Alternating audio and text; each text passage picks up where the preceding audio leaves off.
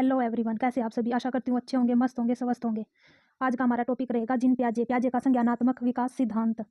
जिन प्याजे को देखेंगे भाई, ठीक है। इसमें सी टेट में हमेशा 4 से 5 क्वेश्चन यहाँ से बनते हैं।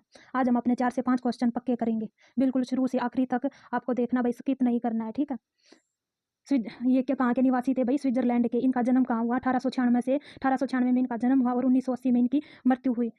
जिन जिन प्याजे के संज्ञानात्मक विकास सिद्धांत के अनुसार हमारे विचार और तर्क अनुकूलन का हिस्सा हैं। संज्ञानात्मक विकास चरणों के एक निश्चित क्रम का अनुसरण करता है। क्या करता है? एक निश्चित क्रम का अनुसरण करता है। और ये चरणों में बटा हुआ है। क्या है? ये चरणों में बटा हुआ है और एक निश्चित क्रम का अनुसरण करता है। जिन प्याजे के संज्ञानात्मक विकास के कितने चरण है भाई? 4 चरण है। कितने चरण है? 4 चरणों का वर्णन किया गया है। पहला है सेंसरी मोटर स्टेज, ये बर्थ से 2 ईयर। संवेदी गामक अवस्था जन्म से 2। प्री ऑपरेशनल स्टेज 2 से 7 ईयर। पूर्व सक्रियात्मक अवस्था 2 से 7 वर्ष। ये अच्छे से याद करनी है भाई आपको, ठीक है। तीसरी है भाई कॉन्क्रीट ऑपरेशन स्टेज 7 से 11 ईयर। मूर्त संक्रियात्मक अवस्था 7 से 11। Formal operation stage 11+ year. औपचारिक संक्रियात्मक अवस्था 11+। देखो भाई, इसमें दे रखा है, ये पिक्चर में दिखा रखा है। पहले नंबर पर क्या है? पहले नंबर पर है सेंसरी। पहले नंबर पर है सेंसरी, दूसरे नंबर पर है प्री ऑपरेशनल, तीसरे नंबर पर है कॉन्क्रीट और चौथे नंबर पर है फॉर्मल ऑपरेशन। और इनका यहाँ पर ईयर भी दिखा रखा है भाई, ठीक है। इसको हम ट्रिक से याद करेंगे। सलमान प्रियंका चले फ्रांस। सलमान प्रियंका चले फ्रांस, ऐसे ट्रिक से याद कर लेना भाई इसको, ठीक है। ट्रिक से याद कर लेना आप। पहली देखते हैं भाई, सेंसरी मोटर स्टेज संवेदी कामक अवस्था जन्म से 2 वर्ष। इसमें क्या दिखा रखा है भाई? इस अवस्था के दौरान 2 वर्ष तक के बच्चे अपनी इंद्रियों के माध्यम से सीखते हैं। कैसे सीखते हैं भाई? अपनी इंद्रियों के माध्यम से सीखते हैं। इंद्रियों के माध्यम से सीखते हैं भाई। और इस अवस्था के दौरान वे चालन क्रियाएं करते हैं। कैसी क्रियाएं करते हैं? चालन क्रियाएं कर सकते हैं। वे अपने वातावरण और चीजें इनमें कैसे संबंधित हैं के बारे में सीखते हैं। वे यह भी सीखते हैं कि प्रयास और त्रुटि के माध्यम से समस्याओं को कैसे हल किया जाए। और इसमें संवेदीगामक अवस्था में सीखे हुए प्राथमिक ज्ञानों में से एक वस्तु स्थिरता है। वस्तु स्थिरता वह संकल्पना है कि यदि वस्तु समतल दृष्टि में मौजूद नहीं है तो भी उस स्थिति में वह लुप्त नहीं हुई। क्या है ये? ऑब्जेक्ट परमानेंस बोलते हैं। इसको क्या बोलते हैं? Object permanence. इसमें 3 आपको याद रखने हैं, GOI। क्या रखने हैं? GOI। जी से होगा गोल ओरिएंटेड बिहेवियर, ओ से होगा ऑब्जेक्ट परमानेंस और आई से होगा इमिटेशन। इसको आप याद कर लेना। इसमें ये पूछ लेंगे कि गोल ओरिएंटेड बिहेवियर कौन सी स्टेज की विशेषता, ऑब्जेक्ट परमानेंस कौन सी स्टेज की अवस्था है, और इमिटेशन पूछ लेंगे, ठीक है। और दूसरे नंबर पर है प्री ऑपरेशनल स्टेज पूर्व सक्रियात्मक अवस्था 2 से 7 ईयर। इसमें क्या क्या होगा भाई? सिंबॉलिक लर्निंग होगी इसमें। इस अवस्था में बच्चे प्रतीकात्मक अधिगम के माध्यम से सीखते हैं। प्रतीकात्मक, जैसे कोई डंडा ले लेंगे और उस पर बैठकर उसको एरोप्लेन की तरह ये उड़ाने का प्रयास करेंगे। प्रतीकात्मक अधिगम भाषा विकास और अनुकरणशील या कल्पनाशील, क्या है? कल्पनाशील खेल के माध्यम से प्रेरित होता है। एक बच्चा निर्जीव वस्तुओं को मानवीय विशेषताएं दे सकता है। इसमें क्या होगा भाई? इमिटेशन होगा। इमिटेशन नहीं, सॉरी, इसमें क्या होगा? जीववाद होगा। इसमें क्या होगा भाई? जीववाद। इसमें क्या होगा? निर्जीव वस्तुओं को सजीव समझता है बच्चा। क्या समझता है? निर्जीव वस्तुओं को सजीव। इसको क्या कहते हैं? हम जीववाद कहते हैं। पूर्व सक्रियात्मक अवस्था के दौरान बच्चे में आत्म केंद्रित सोच होती है। ईगोसेंट्रिक थिंकिंग होगी भाई। इसमें क्या होगी? ईगोसेंट्रिक थिंकिंग होगी। इसका अर्थ है उसमें किसी इनाम द्वारा प्रेरित किए बिना उनके स्वयं के दृष्टिकोण के बाहर देखने की क्षमता की कमी होती है। वो ये सोचते हैं कि सभी हमारे इर्द गिर्द घूमते हैं, बस अपने आप को ही ऊपर रखेंगे। बच्चा यह भी समझने में सक्षम नहीं होता कि स्थितियां कार्यों या मुद्दों को बदला जा सकता है या परिवर्तित किया जा सकता है। प्री ऑपरेशनल स्टेज, इसकी भी भाई दो भागों में इसको क्या गया है? बांटा गया। इसको 2 भागों में बांटा गया है। पहली है पूर्व सक्रियात्मक अवस्था, इसको 2 से 4 वर्ष कहते हैं। क्या कहते हैं? 2 से 4 वर्ष। इसमें वे नाटक करना शुरू कर देते हैं। अहम केंद्रवाद और जीववाद को नियंत्रित किया जाता है। क्या किया जाता है? अहमवाद और जीववाद को नियंत्रित किया जाता है। और दूसरे नंबर पर है अंतर्ज्ञान 4 से 7 वर्ष। इसमें बच्चा जिज्ञासु होने लगता है। काम की चीजों को जानने के लिए मौलिक तर्क का उपयोग करना चाहता है। क्या करना चाहता है? मौलिक तर्क का उपयोग करना चाहता है। जिज्ञासु होने लगता है बच्चा, ठीक है। इसकी एज कितनी होगी? 4 से 7 वर्ष होगी। पहला क्या है? पूर्व सक्रियात्मक अवस्था 2 से 4 और अंतर्ज्ञान 4 से 7 वर्ष। कॉन्क्रीट ऑपरेशनल स्टेज मूर्त सक्रियात्मक अवस्था, ये तीसरी स्टेज होगी भी। क्या होगी? तीसरी स्टेज। ये तीसरी स्टेज होगी। इसमें क्या करेगा? मूर्त सक्रियात्मक अवस्था 7 से 11 वर्ष। 7 से 11 वर्ष। इस अवस्था में बच्चा तर्क और मूर्त तर्क कौशल विकसित करना शुरू कर देता है। मूर्त सक्रियात्मक अवस्था में बच्चे मात्रा निर्धारित करने और व्यवस्थित करने में सक्षम होते हैं। उनकी आत्म केंद्रित सोच कम हो जाती है। जो ये सोचते थे, ईगोसेंट्रिक थिंकिंग थी उनकी, वो कम हो जाएगी। वे दूसरे व्यक्ति के दृष्टिकोण को समझने में सक्षम होते हैं। पहले वे ये सोचते कि सब हमारे इर्द गिर्द घूमते हैं, अब वे दूसरों के दृष्टिकोणों को भी समझने और सोचने लग जाएंगे। मूर्त संक्रियात्मक अवस्था में बच्चे संबंध परक शब्दों को समझने और उनसे संबंधित होने में सक्षम होते हैं। समय, आकार, स्थान और दूरी जैसे संबंध परक शब्द इस अवस्था में अधिक आसानी से समझे जाते हैं और अवधारणा बनाते हैं। ठीक है, और इसमें क्या होगा,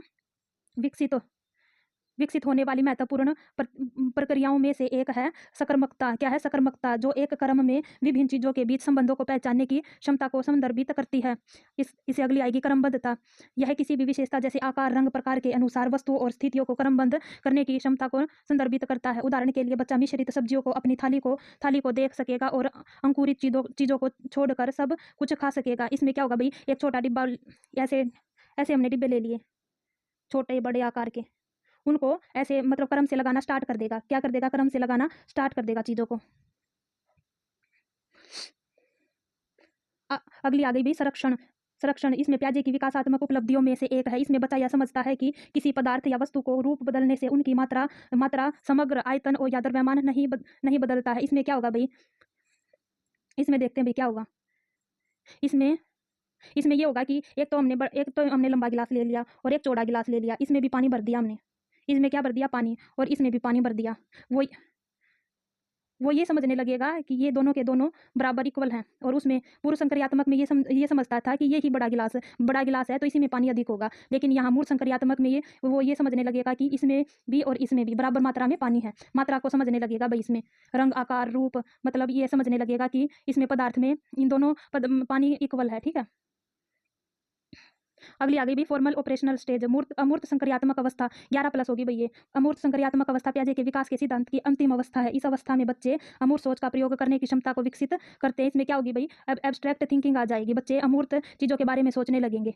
और यहाँ क्या होगा, उसमें इस अवस्था में क्या होगा भाई, इसमें सिर्फ मूर्त चीजों के बारे में ही सोचकर थिंकिंग करेंगे। लेकिन यहाँ पर जो चीजें अमूर्त हैं, सामने नहीं है, उनके बारे में भी थिंकिंग कर सकते हैं भाई। इसमें वे निष्कर्ष निकालने के लिए विभिन्न दृष्टिकोणों, विचारों, अवधारणाओं पर विचार करने में सक्षम होते हैं। अमूर्त संक्रियात्मक अवस्था में बच्चे अमूर्त सोच का प्रयोग करने में सक्षम होते हैं। वे समस्याओं को हल करने के लिए अमूर्त सोच का प्रयोग करते हैं। क्या करते हैं भाई? अमूर्त सोच का प्रयोग करते हैं। अमूर्त सोच का प्रयोग करते हैं। अमूर्त संक्रियात्मक अवस्था में बच्चे का कौशल पूर्ण वर्णित होता है।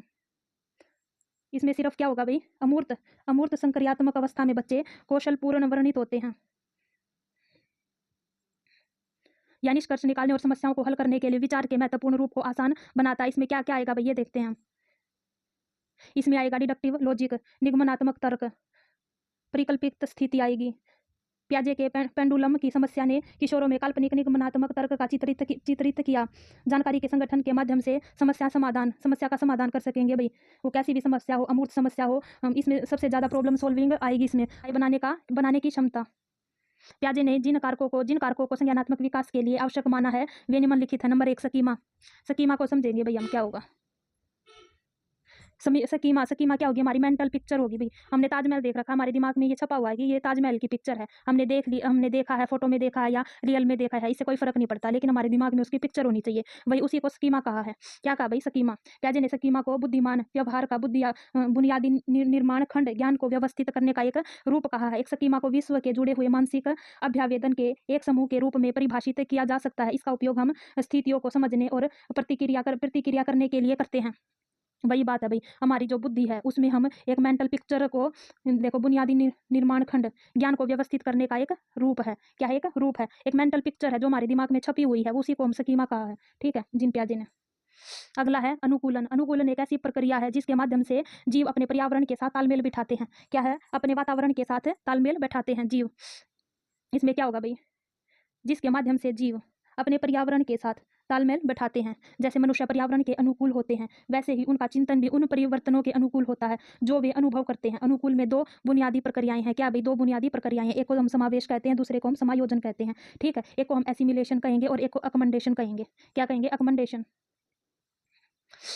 पहले नंबर पर देखते हैं भाई, एसिमिलेशन को देखते हैं। वैसे अब आपको समझा देती हूँ पहले मैं। एसिमिलेशन में क्या होता है, जो हम स्कीमा में हमें मेंटल पिक्चर्स को हमने एक स्टोर कर रखा है, उसको हम मतलब आगे कोई भी चीज़ ऐसी आएगी जिसको हम देखकर उसी चीज़ में नई नई चीज़ों को फिट करते जाएंगे। हम उसमें मॉडिफाई या चेंज नहीं करेंगे, लेकिन उसी में हम उन्हीं चीज़ों को फिट करते जाएंगे। जैसे हमने बिल्ली देख ली 4 टांगों वाली, और कोई भी चीज़ ऐसी देख ली जिसके 4 टांग है, उसमें हम ऐड करते जाएंगे, उसमें कोई चेंज नहीं करेंगे। और दूसरे नंबर पर आएगा अकमेंडेशन। अकमेंडेशन में हम कोई हमारे दिमाग में 4 पैरों वाली जानवर की पिक्चर है, और हमने कुत्ते को देखा और बिल्ली को देखा, और उसमें हमने चेंज किया कि 4 टांगों वाला कुत्ता ही नहीं बिल्ली भी होती है। उसमें क्या किया हमने, मॉडिफाई किया, चेंज किया। क्या किया, चेंज।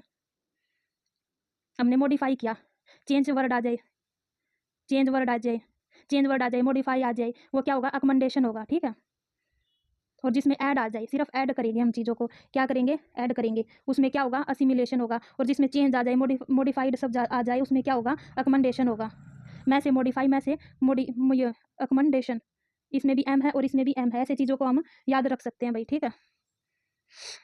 आत्मसातकरण यह उस प्रक्रिया को संदर्भित करता है जिसके द्वारा मौजूदा योजनाओं और संरचनाओं के क्षेत्र में नई वस्तुओं या घटनाओं को समझा या शामिल किया जाता है। और समायोजन में क्या होगा, यह वह प्रक्रिया जिसके माध्यम से किसी नई वस्तु घटनाओं को सीधे पकड़ने और आत्मसात करने के प्रतिरोध को पूरा करने के लिए मौजूदा योजनाओं और संरचनाओं को क्या करते हैं हम भाई, संशोधित किया जाता है। क्या किया जाता है भाई, संशोधित या मॉडिफाई किया जाता है।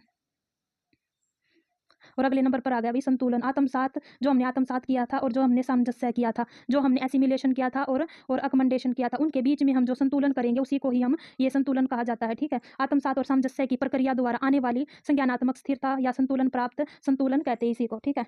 इनके बीच में ही, इनके बीच को कहा जाता है भाई, जो हमने अकमेंडेशन किया और मॉडिफाई किया, अकमेंडेशन किया और एसिमिलेशन किया, इनके जो बीच का जो संतुलन होता है उसी को क्या कहा जाता है, संतुलन कहा जाता है भाई।